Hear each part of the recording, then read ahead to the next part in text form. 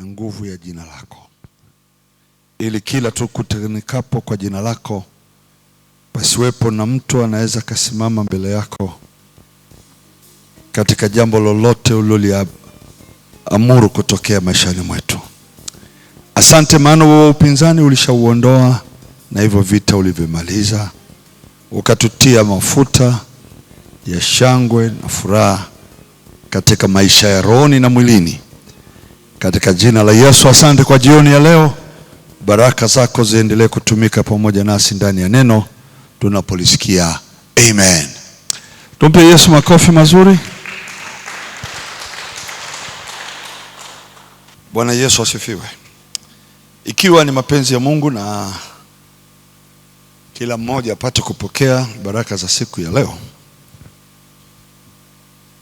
wale waliokusudiwa hakuna hata mmoja atakayekosa. Amen.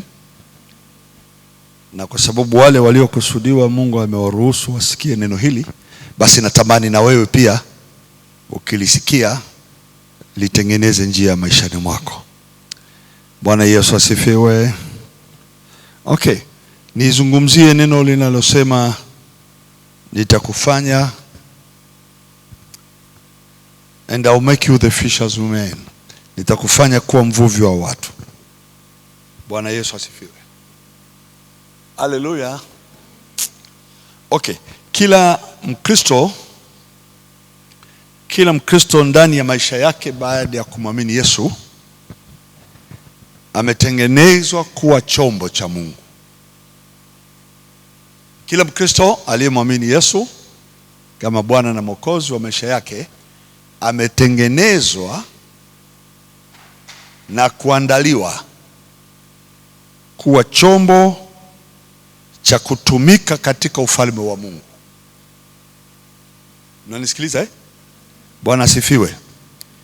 Eneo la wewe kuwa katika utumishi, kusudi lake kubwa kabisa ni kumpata mwenye dhambi. Amen. Kumtafuta mwenye dhambi na kumpata mwenye dhambi. Sio kwa ajili ya kanisa la mtu au dhehebu la mtu, bali kwa sababu ya wokovu na uzima wa milele katika Kristo Yesu. Haleluya. Sema amen, amen. Mkristo yoyote, mwanaume mwanamke, ameingia katika ufalme wa Mungu ili kutumika. Tunaenda sawa? Hebu sema amen, amen. Sema nimeingia katika ufalme ili kutumika. Haleluya. Tunaenda sawa watu wa Mungu? Okay. Akiingia katika ufalme wa Mungu, haingii pasipo kuwajibika kwa jambo lolote. Namba moja, lazima wajibike kwa ajili ya kuokoa nafsi. Kumwokoa mtu kutoka katika dhambi sio jambo la mchungaji na mhubiri, sio jambo la mtume na nabii peke yake, ni la kila aliyeingia katika ufalme wa Mungu. Bwana asifiwe. Okay, hilo ndilo kusudi la kwanza la Mungu lililoleta ukombozi wa dunia katika Yesu. Kila mtu aokolewe. Kwa hiyo kila mtu aokolewe. Amen. Ikiwa ni kila mtu aokolewe, aliyeokolewa, aliyeingia katika imani tayari, aliyepata wokovu tayari, anahusishwa katika hiyo kazi ya kumtafuta yeyote kwa maombi. Amen. Kwa kuhubiri na kufundisha, kwa tabia yako na kwa usemi wako, uwe sababu ya mtu kuokolewa. Sawa sawa? Ukimisi hiyo point, lolote katika ufalme wa Mungu kwako litakuwa ni zero. Ukimisi hiyo point, amen. Bwana asifiwe. Sijui naongea katika lugha ngumu. Ukimisi maana ukimisi hiyo maana, nimekuwa Mkristo, ukajiangalia mwenyewe, ukajijali mwenyewe, ukajali maisha yako na watu wako, lakini kwenye swala la mtu kumpata Yesu, swala la mtu kubadilisha maisha na kuingia katika ufalme wa Mungu, kama kwako alitakuwa first priority, umemiss pointi ya baraka za maisha yako hapa duniani. Hapo tuna kazi. Kila mmoja amemtaka Mungu na amemkimbilia Mungu ili Mungu ambariki. Kwa mtazamo mkubwa wa watu, picha kubwa ya mtu anayeiona moyoni, anatamani Mungu ambariki. Mtazamo huo ukitangulia mbele, umemiss point, umepoteza. La kwanza, likishaingia tendo la kumwamini Yesu, amen, ni kujua kwamba ninawajibika, ili la mwingine akiniona, akinisikiliza, ajue yule aliyeniokoa ni wa muhimu maishani mwake na yeye kumtafuta. Haleluya. Ukiingiza ubinafsi, Mungu anibariki mimi, naomba Mungu aniinue, kisha nitamtumikia, ukianza hiyo, umepoteza point. Baraka zitakuja za kukuumiza, kazi zitakuja za kukuumiza, shughuli za familia zitakuja na kukuumiza, hazitakuja kwa raha.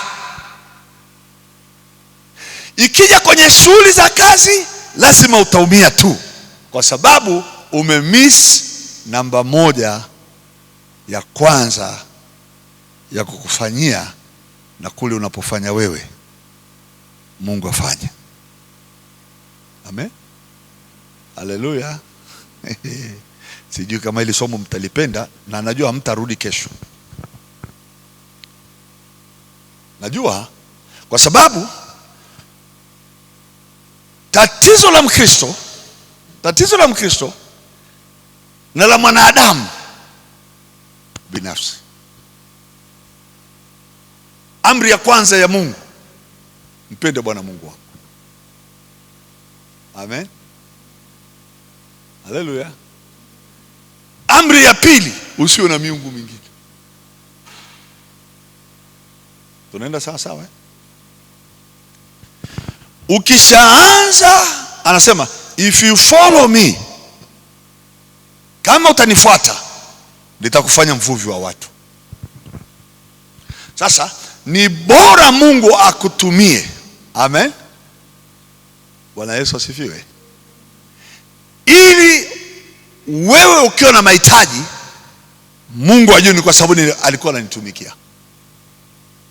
Sawa Ukiwa una shida ya kitu, Mungu ajue ni kwa sababu alinitumikia, ni kwa sababu ameniweka mimi namba moja, ni kwa sababu amejishughulisha na mambo yangu kabla ya mambo yake. Ikifikia hivyo, hata yale yaliyokuwa ya kwako ya kwanza yangelitakiwa, Mungu atayashughulikia kabla hujayaombea. Kabla hujamwomba Mungu ayashughulikie, Mungu atayashughulikia, kwa sababu yeye amefanyika namba moja. Halo, unanisikiliza Sasa kwa sababu hiyo, tunapokosea katika uelewa, lipi la muhimu? La kwanza, tukamtaka Mungu kwenye eneo la maisha, anibariki mimi na nyumba yangu, anibariki mimi na watoto wangu, abariki kazi ya mikono yangu. Yeye, wewe hujishughulishi na yeye kama namba moja, utalia. Sijui nasemea hii kwa lugha gani. Bwana Yesu asifiwe.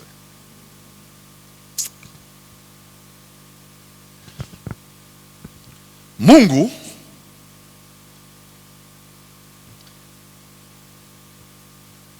ameweka hili jambo katika Njia rahisi sana.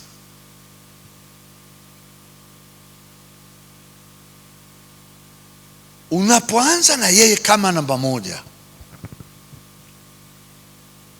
unapoingia katika kutafuta na kuchunguza ni wapi nitampendeza Mungu, unanisikia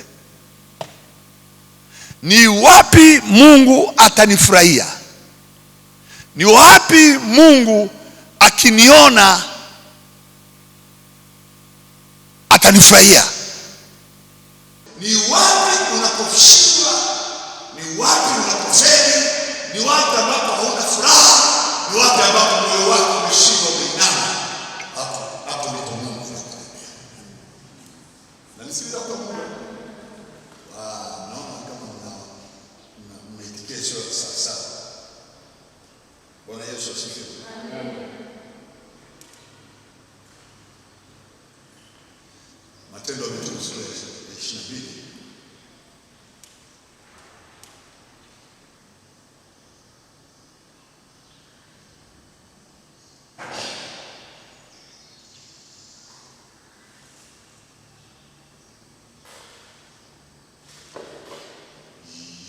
Haleluya. Matendo sura ya 22.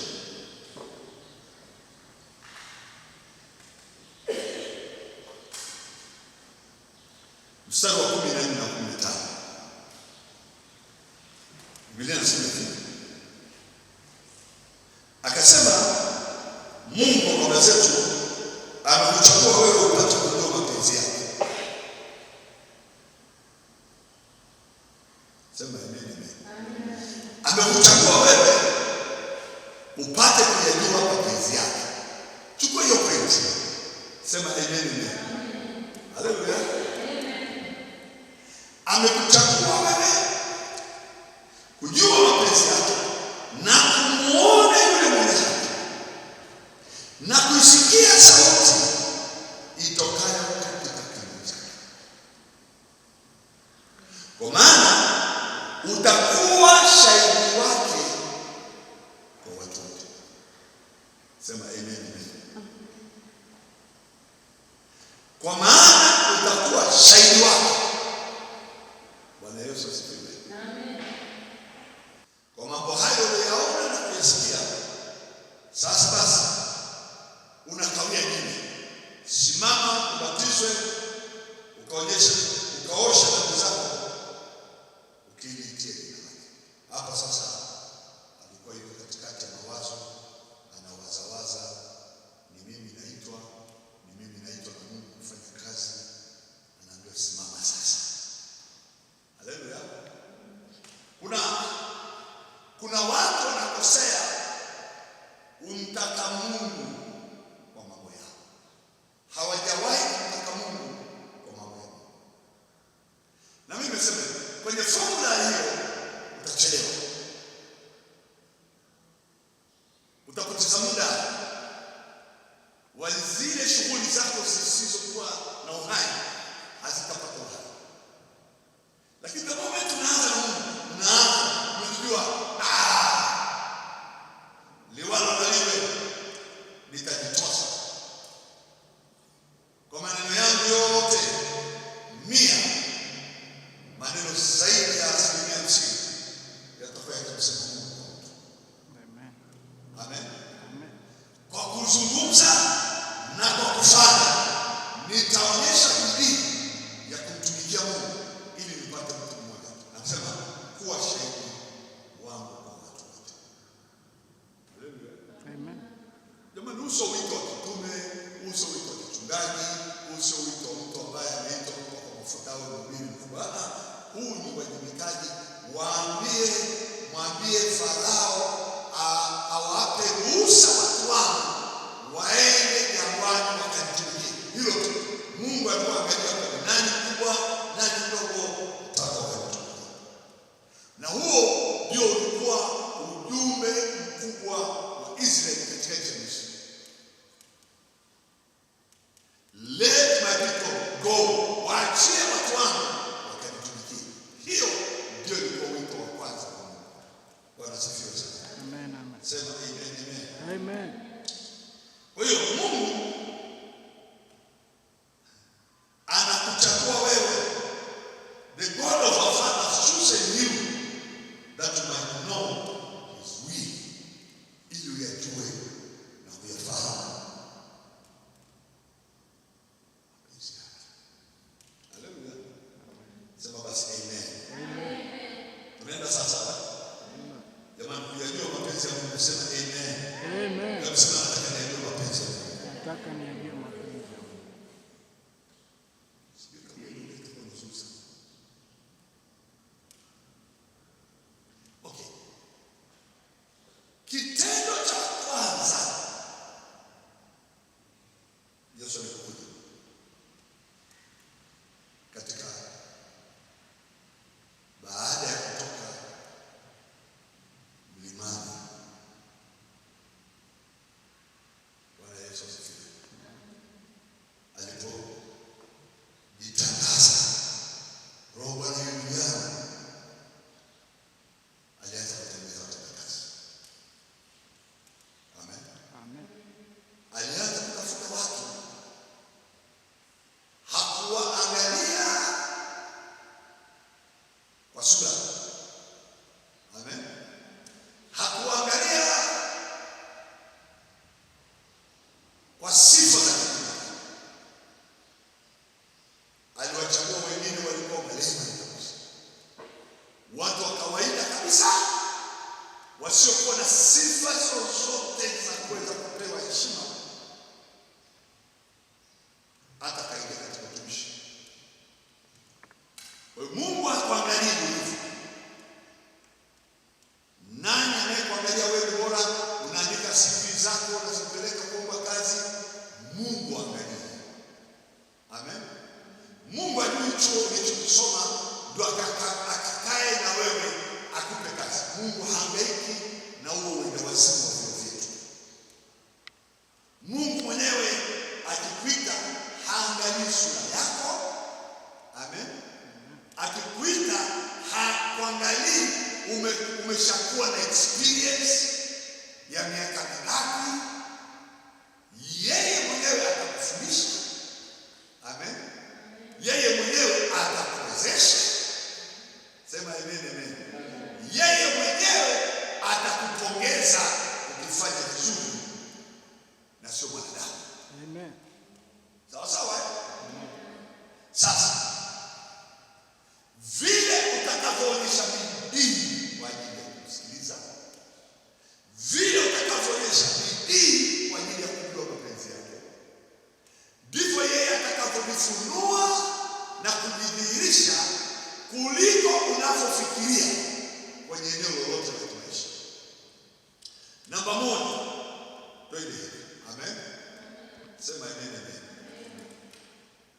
Bwana asifiwe. Amen. Ukishaanza kuona unamtafuta,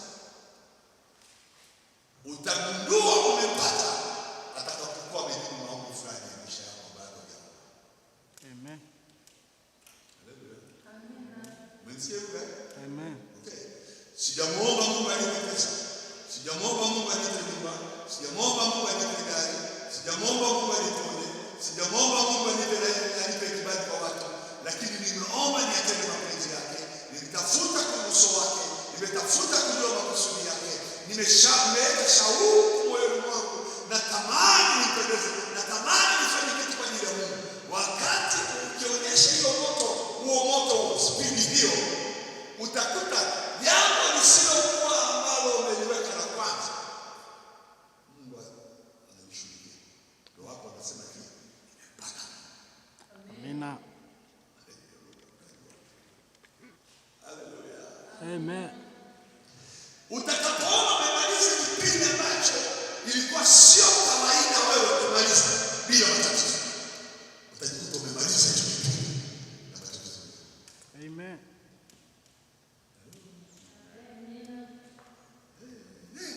Hapo sasa niko contradicting kabisa na watu wanaotazama. Niko tofauti.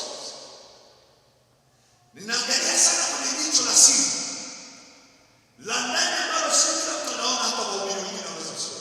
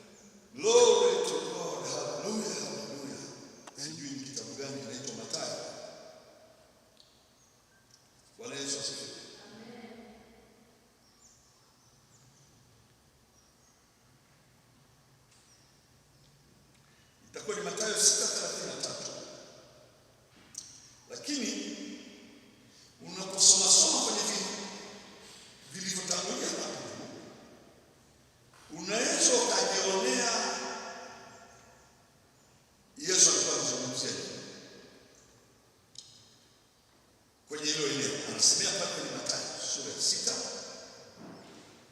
lakini nataka uangalie kwenye mstari ya kwanza. Kwa mfano, chukulia hapa mstari wa 25. Imeandikwa hivi, mstari wa 25. Kwa sababu hiyo nawaambieni msisumbukie maisha yenu. Unaona hapo? Hapo ndipo panawekwa katika mioyo ya watu first priority.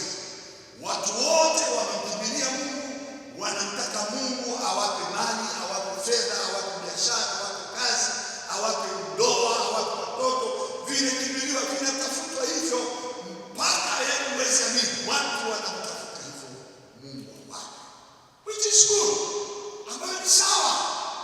Kupata hivyo ni vizuri na ni mapenzi ya Mungu kupata. Amen. Lakini nisema hivi, tukimiss formula yake, umeelewa hiyo? Amen. Ukimiss njia halali ya kukuingiza kwenye hicho unachokitafuta, unaweza kutafuta usipate. Ndio maana hakika msisumbuke. Maana kusumbuka ni kutafuta kwa kusotea. Kusumbuka ni kutafuta kwa mahangaiko kusiko kuwa na faida. Unanisikia watu wa Mungu? Msisumbuke juu ya mambo ya maisha. Ule, unywe, uvae. Anasema Yesu, maisha je, si zaidi ya chakula, mwili zaidi ya mavazi?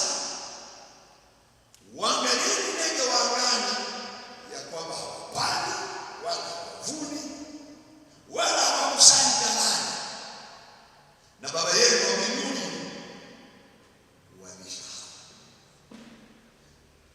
Ninyi je, si bora kuliko hao? Hii elimu imetushinda. Ni yupi kwenu ambaye akijisumbua aweza kujiongeza kimo chake atakuwa moja? Na mavazi umeyaweka ya kwanza. Fikiri maua ya mashambani, jinsi yameapa, hayafanyi kazi wala hayasokoti. Nami nawaambia ya kwamba hata Sulemani katika fahari yake yote hakuvikwa vizuri kama mojawapo ya haya. Basi ikiwa Mungu yavika hivi, jamani, sikizeni hii methali hii. Haleluya. Wewe hujafikia maisha ya Sulemani. Amen. Ikiwa Mungu yavika hivi majani ya kondeni yaliyopo leo na kesho kutoka mbinguni, je, hata zidi sana, unasema hata zidi sana kuwafika nini? Huku juu tunakimbizana na hivyo vitu. Mungu anakuambia chukua somo, angalia maua haya sokoti, hayafanyi hivi, lakini yanaonekana yanapendeza kuliko hata Sulemani alivyokuwa. Si zaidi sana nini enyi wenye imani? Hata Sulemani katika fahari yake yote hakuvikwa vizuri. Maana inaonekana kama tumemwacha Mungu kabisa. Anasema enyi wenye imani haba. Tumemwacha Mungu, maana tumeangalia vitu vyetu, tumeangalia maisha yetu, tumemwacha Mungu kabisa. Tumeshindwa kumwamini Mungu kabisa. Tumekimbizana na maisha. Sisi kila asubuhi ukiamka ni maisha, unaenda kulala umechoka, maisha, unalala ndoto, maisha, unaamka wewe ni maisha, mpaka unakufa unahangaikia maisha. Yaani nikiangalia na watu wanavyopitia, najiuliza tumepoteza wapi kitu kikubwa, na njia ya kufikia kwenye maisha Mungu ameifunua. Bwana Yesu asifiwe. Anasema hivi, msisumbuke basi. Haleluya. Ili neno zuri sana. Kwa nini tunazeeka? Tuna magonjwa ya kufa. Yaani tuna kufa. Yaani haki ya Mungu. Mwangalie mwenzako mwambie watu wanakufa ovyo tu. Yaani haishi wiki unasikia kijana fulani, mtu fulani akajifika hata miaka 100 kamekufia kwenye eneo la mateso tu. pressure, BP za kupanda za kushuka, kisukari kimekuja paka kimekula mwili, kimeteremsha suruali za wenye afya, kakisukari kanakuja na masumbufu. Hayo yote anakuja na masumbufu. Kuwa na mashaka na Mungu. Vimagonjwa hivi vyote vimetumaliza, mifupa imeisha nye mafuta ndani. Yani tunakwenda hatujui tutakufia wapi. Yani paka tunafikiria Mungu ametuacha. Kuna lugha moja anatumia Yesu, lugha nzuri sana.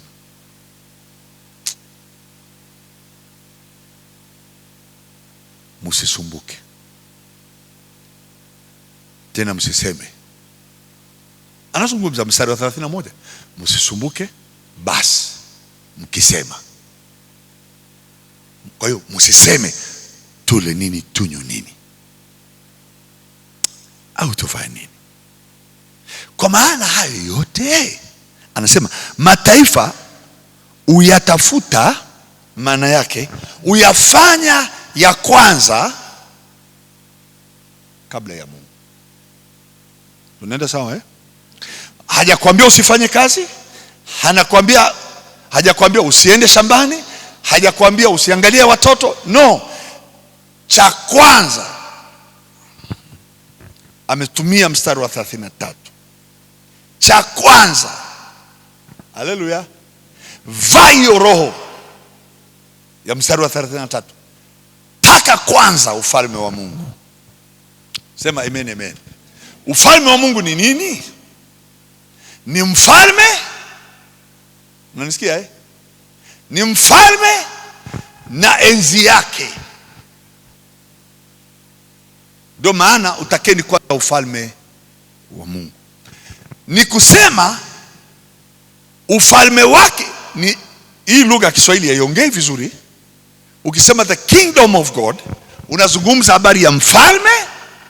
Ukizungumza habari ya mfalme, unazungumza nguvu, unazungumza mamlaka, unazungumza uwezo unaotenda kazi huku juu, huku juu, huku juu, huku juu. Unakosema hivi, haleluya, Bwana Yesu asifiwe. Unakosema hivi, hata Sulemani hakuvikwa vizuri. Yaani ufalme wa Mungu una nguvu ya kukufanya wewe uvae, ule, ulale, uishi vizuri. Kama ule ufalme wewe umo ndani, nguvu zile zilizoko ndani ya ufalme, mamlaka yake yaliyoko ndani ya ufalme, pamoja na hiyo enzi ya huo ufalme, inaweza ikakufanya kuwa bora kuliko ndege wa angani, kuliko Sulemani, kuliko hata maua ya makondeni. Lakini kwa kuwa hatupendi kutaka kwanza Mungu, tunataka sisi kwanza, tuna miss target, tuna miss mlango wa kuingia kwenye zile baraka. Tunaenda kuzitafuta baraka wakati baraka zimeshaachiliwa katika ufalme. Watu wa Mungu, tunaelewana? Bwana Yesu asifiwe.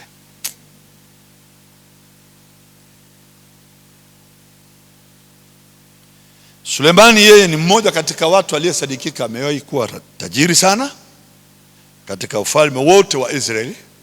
Amen. Na aliwahi kuishi maisha mazuri sana ya luxury, yenye wingi wa vitu vya thamani.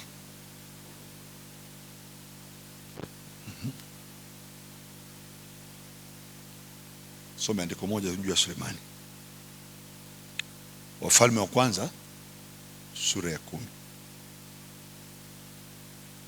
Wafalme wa kwanza sura ya 10 mstari wa 23.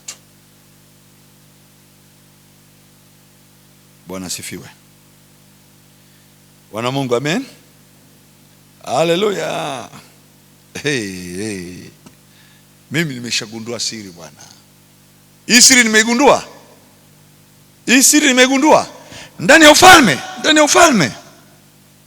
Ndani ya ufalme, na mfalme yumo humo ndani. Mstari wa 23, Wafalme wa kwanza sura ya 10 mstari wa 23. Basi mfalme Sulemani akawapita wafalme wote wa duniani kwa mali na kwa hekima. Ulimwengu wote ukamtafuta Sulemani uso wake ili wasikilize hekima yake Mungu aliyemtia moyoni mwake. Mungu ndiye ametia moyoni mwake. Wakaleta kila mtu zawadi yake, vyombo vya fedha, vyombo vya dhahabu na mavazi na silaha na manukato na farasi na nyumbu na hesabu yake ya mwaka kwa mwaka. Sulemani akakusanya magari na wapanda wa farasi, na alikuwa na magari 1,400 na wapanda wa farasi 12,000 aliowaweka katika miji ya magari na pamoja na wafalme huko Yerusalemu. Mfalme akafanya fedha huko Yerusalemu kuwa kama mawe. Huyu ni Mungu amemwezesha huyu mtu. Tunaenda sawa Bwana Yesu asifiwe. Jamaa amefanya mawe humu, fedha huko Yerusalemu kama mawe, na mierezi akaifanyia kama kuwa kama mikuyu iliyomo Shefela, kwa kuwa mingi. Mierezi ilikuwa na nini sivyo?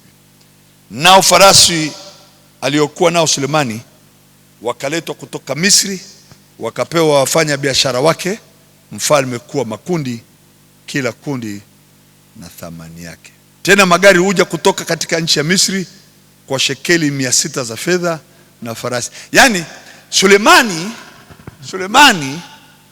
alifanywa na Mungu. Amen. Tunaelewana watu wa Mungu Alichotafuta kwa Mungu hekima.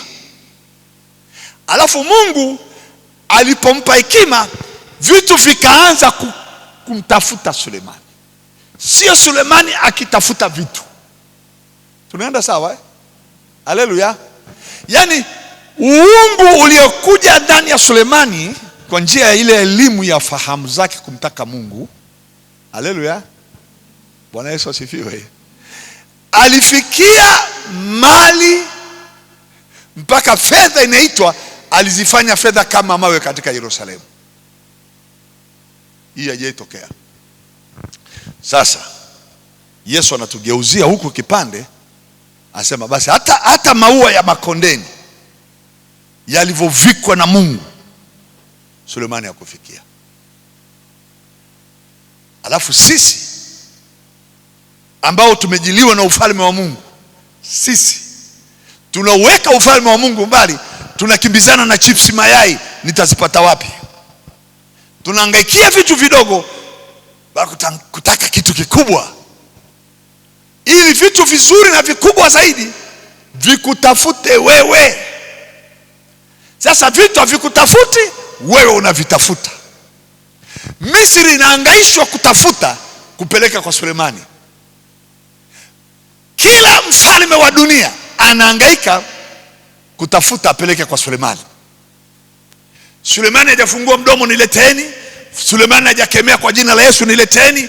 Sulemani ameuelekeza uso wake kwa Mungu, nipe hekima. Ameandika kwenye Mithali moja. Amen. Ameandika kwenye Mithali moja Sulemani, mpaka akasema mstari ule wa 7, kumcha Mungu ni chanzo.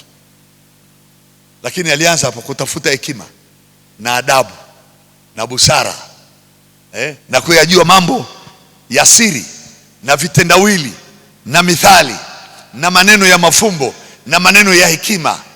Akayamalizia akasema, kwa kufuata hivyo utayapata maarifa, na hayo maarifa yatakuwa ndio superpower ya kuvuta, ya kuleta visivyopatikana vya thamani, vilivyo na uwezo wa kukusababishia wewe usihangaishwe na moyo, wapi utalala, wapi utakula na nini utafanya ufanikiwe. Tumekosa hiyo. Sasa tukapambane, twende tumwombe Mungu atusaidia, tufungulie mlango wa pesa. Bwana asifiwe. Ndio hayo maombi tulionayo, ndio kelele tulizo nazo, hayo ndio mahangaiko. Unafunga na kuomba, unapambana Mungu. Yesu tusaidie. Yesu anasema tafuteni kwanza ufalme wa Mungu. Tafuteni hayo, acha mataifa uyasumbukia hayo, wewe tafuta kwanza haki. Hapa, lakini hapo tunamwona Yesu haelewi. Tutakoma.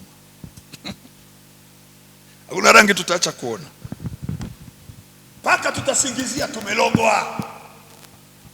Sasa hivi Wakristo ni wasingiziaji kila siku. Yani kama watu watakwenda kusimama mbele za Mungu wajitetee, ni wachawi. Watamwambia Mungu, sijamloga huyu na ulinizuia nisimloge, nilikuwa na hata nguvu ya kumloga. Kila siku akienda kwenye madhabahu, wachawi, wachawi, wachawi, wachawi. Lini nimemloga mimi? Wewe unamzunguka, si ndivyo Ayubu? Jamani, shetani aliongea. Wewe unamzunguka Ayubu, umemzungushia wigo na nini na nini, umembariki, umempa. Sasa leo Wakristo wamemsingizia shetani jamani, wamesingizia makaburi ya babu zao. Laana ya babu yako inaambatana na wewe. Bibi yako alikuwa mchawi kweli, hata alikuwa mchawi, hata Mungu amemjua alikuwa mchawi, lakini alisababisha nikazaliwa. Sasa huko nimezaliwa, kwa hiyo bibi mchawi na Mungu ameniokoa. Huo uchawi, Biblia inasema ya kale yamepita, yamekuwa mapya, mimi ni kiumbe kipya. Kwa nini nirudi kwenda sasa kupambana na kaburi la bibi? Nalivunja, nalikemea, najitoa, najivua, najitapika. Wewe umetoa wapi hayo? Bila kutafuta ufalme kwanza, mtafute Yesu kwanza, the king on the throne. Mtafute aliyekaa kwenye utawala. Jua siri zake, jua mambo yake, jua hekima zake, jua maneno yake, jua anayoyazungumza, jua neno lake. Ngoja nikwambie, kuna mfalme anaitwa Yehoshafati. Yule jamaa alikuwa tofauti sana. Yehoshafati bwana, sifa yake kubwa ni kumtafuta Mungu. Jamaa anasikia kuna watu wanataka kuja, sijui wa Amobu, sijui wa Moabu, sijui wa nani, kuja kupigana. Yeye alikuwa ana shida. Haangalii silaha ngapi anazo, haangalii namba ya wanajeshi walionao, haangalii jinsi gani wana uwezo wa kwenda vitani. Anasikia hizo sauti, anasema Yerusalemu wote na wetu wote wa Yuda, tukutane nyumbani mwa Bwana, tutafute uso wa Mungu. Wanaenda kutafuta uso wa Mungu. Majibu yanatokea kule kwenye uso wa Mungu. Mambo yanatokea.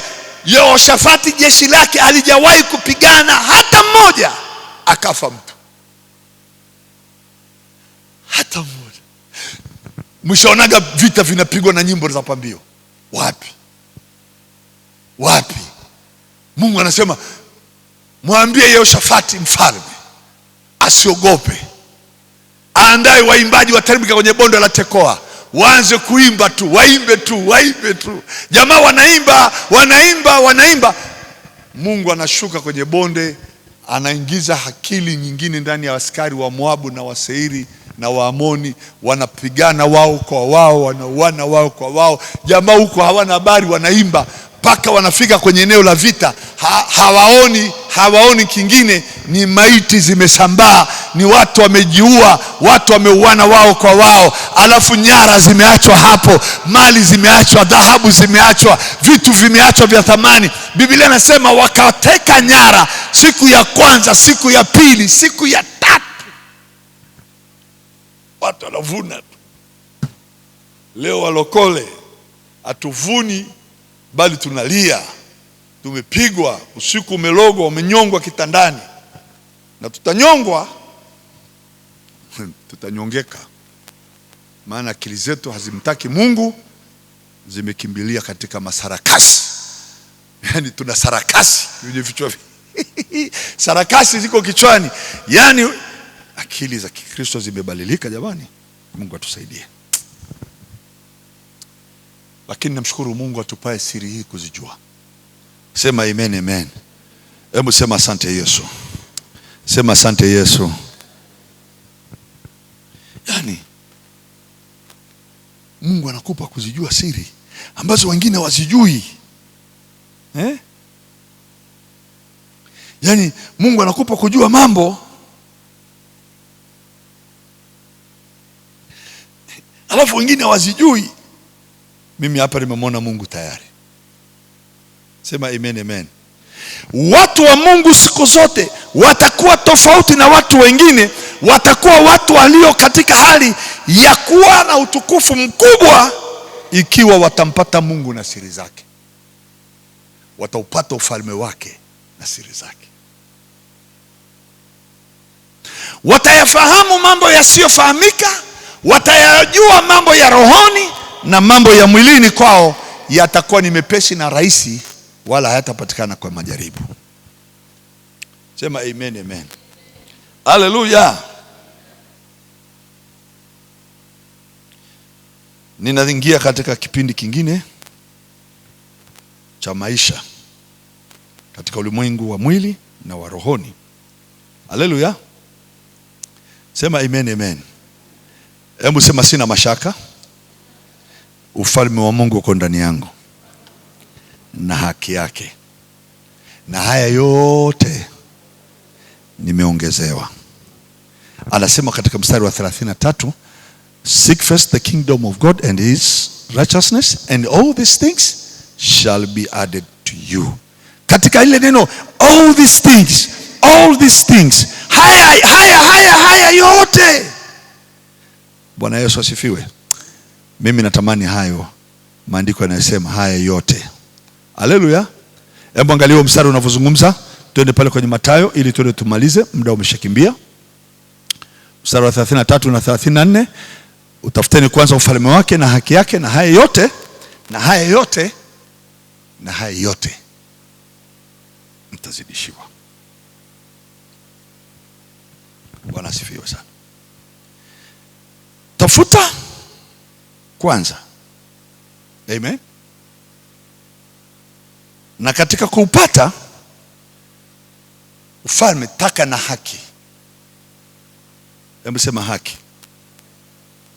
Nitaitumbiaje lugha ya haki? Bwana Yesu asifiwe. Ndugu zangu, kwenye haki kuko hapa. Haleluya. Neno haki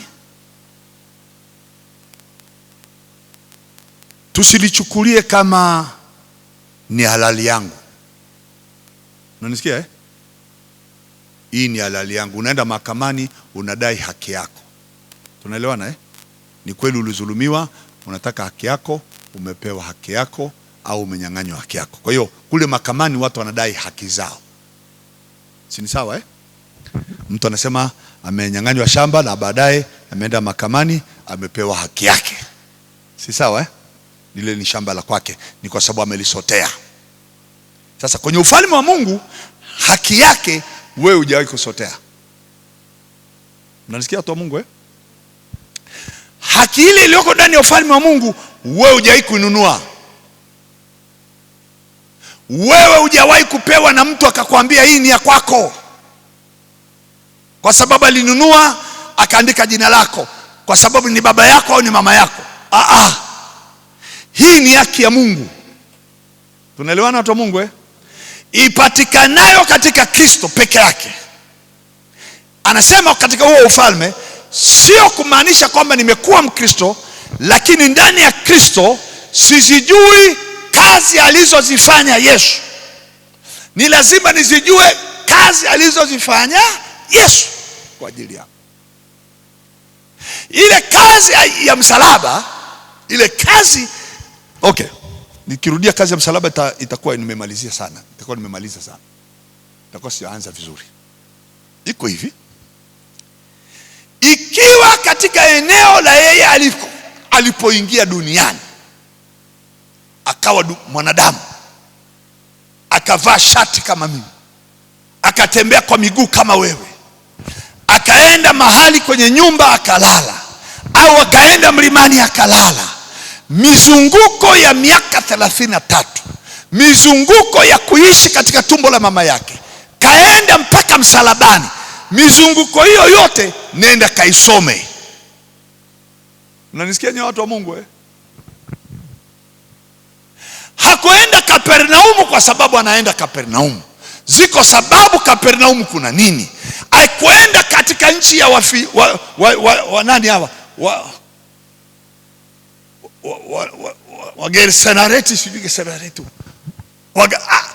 alienda kule, kuna mtu, kuna kifungo, kuna alama ya teso, kuna alama ya ugonjwa, kuna alama ya umaskini, kuna alama ya madeni, kuna alama ya laana, kuna alama. Alizitembelea zile area akitafuta maisha ya kwako mahali yalipokuwa yamefungiwa, akayafungua. Alipomaliza akapeleka haki yangu mahali ipigwe muhuri nisinyang'anywe, katika damu yake pale msalabani. Ilipothibitishwa kwa damu yake pale, kitabu kikafungwa, nikapewa haki ile, na ile haki sahihi. Hiyo sio haki ya kwenda mahakamani, hiyo sio haki ya kukaa kwenye vikao vya wazee. Hiyo ni haki katika ulimwengu wa roho. Sinyang'anywi na mtu, sidhulumiwi na mtu, siibiwi na mtu. Hakuna atakayetoa uhai wangu, hakuna atakayeniwekea ugonjwa, hakuna atakayeniwekea umaskini. Haki yake haichukuliwi na wachawi, haki yake haiharibiwi na laana ya wazee. Ameshaipiga kwa damu, akafunga kwa siri ya roho wake. Hakuna anayeweza kuchukua hiyo haki. Tukishaipata tutatembea barabarani, watakufa hapa elfu, hapa makumi elfu. Hakuna ubaya utanipata, hakuna ugonjwa, hakuna laana. Vitu hivyo vyote vinawakimbiza watu kwenda kutafuta kuombewa, ni kwa sababu hawajui haki yao. Hawajui. Sasa nimeupata ufalme na haki unayo. Kwa kuwa hawajui haki yao, wanaangaishwa. Nimeijua haki. Hebu sema nimeijua haki. Piga kelele, sema ninayo. Piga kelele, sema haipotei hii. Jamani, zile za wazazi wenu, zile za ukoo mnazopewa, hizo mlizopewa zinaweza zikawaletea shida, zinaweza zikanyang'anywa. Tena sio hivyo tu, hata usiponyang'anywa unaweza ukaamua ukauza, alafu ukabaki hauna tena ile haki ya shamba la babako alikupaga, na hiyo hela umeshakula, umemaliza kwenye pombe. Hii katika Yesu haiuziki, haiibiwi, hainyang'anywi, haizulumiwi. Ikishaingia kwenye hiyo haki iliyofunga kwenye hiyo damu, trust me nikwambie, hata ukitaka kuikataa haikataliki, hata ukitaka kuikimbia haikimbiliki. Itakung'ang'ania wewe, itakushikilia, ili mradi umeshajua hii ni yangu hii. Jamani, muda wangu umeenda, saa 12 kasoro. Bwana Yesu asante, mimi nimemaliza hapa. Mwenye haki katika ufalme wake, anapotawala kuna mamlaka, kuna uwezo, kuna nguvu katika kutengeneza, kuponya, kujibu, kuzalisha, kuongeza mambo yasiyowezekana kibinadamu. Katika wewe yanawezekana, katika jina la Yesu Kristo. Hata yule mgonjwa wa kitandani, hata yule masikini wa kudaiwa, hata yule wa kukataliwa, kama yuko ndani ya ufalme, naomba ione haki yake sahihi, naomba ipokee haki yake sahihi, naomba ile haki aichukue, aimiliki hiyo haki, ili haya yote tulioambiwa tumeongezewa, tuone maongezo. Katika jina la Yesu Kristo tuseme amen. Mungu awabariki. Tumemaliza. Shika sadaka mkononi, twende tukatoe sadaka, turudi.